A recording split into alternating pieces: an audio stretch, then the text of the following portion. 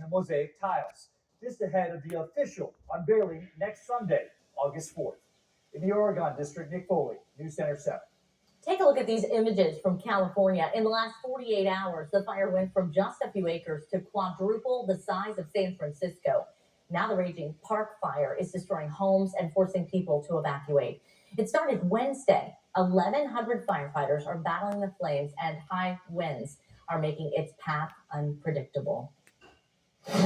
Storm Center 7 weather specialist Nick Dunn joins us now. Seeing those images, heartbreaking. Very much so. And they're dealing with wind and heat. Yeah, those two things together, never a good combination for wildfires, but thankfully it's not been as hot here recently. In fact, let's take a look at this. The last time we saw 90 degrees was 10 days ago, back on July 16th. And overall, we've not had a ton of 90-degree heat so far this year at the Dayton International Airport. We've only eclipsed 90 degrees 9 times, and the hottest temperature that we've been so far this year, 94 degrees. That actually happened twice, back on June 21st and June 22nd. We have an opportunity or two to potentially add to the 90-degree days, but I don't anticipate any overly extreme heat anytime soon.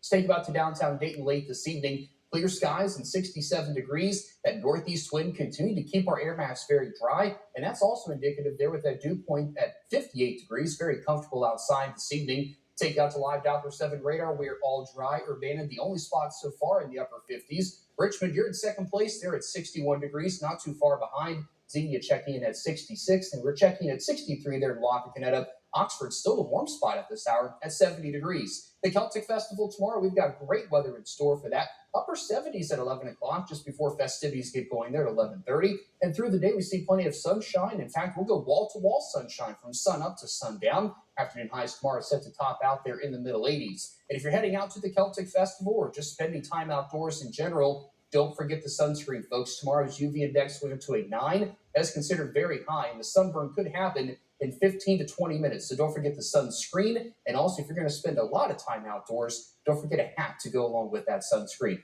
Now, let's look ahead to next week a little bit. There's certainly some uncertainties if you're kind of getting there, what I'm going with that. We're looking at multiple rounds of showers and storms likely next week. In fact, I've got a chance of rain every day. But the question marks here are still the strength, the timing, the location of each of these rounds of thunderstorms. And we'll have just kind of to need to monitor the forecast for the next few days. There could be some changes as we get a little bit closer to each of these rounds of storms. Now, let's show you how this pans out for you in future casts. So through the rest of tonight, we're in good shape. We'll take you through Saturday evening. We're still looking good. You may notice a few clouds toward the tail end of the day, but we're still dry through Saturday night.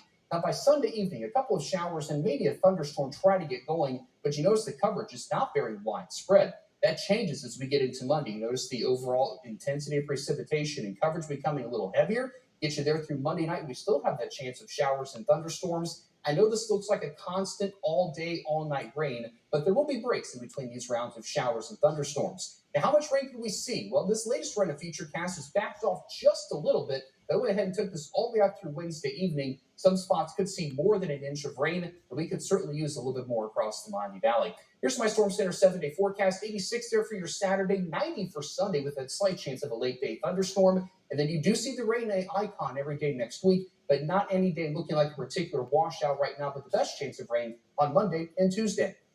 Thank you, Nick. Up next, we're taking you to an outdoor adventure in one of our communities, and this event will have a lasting impact on kids.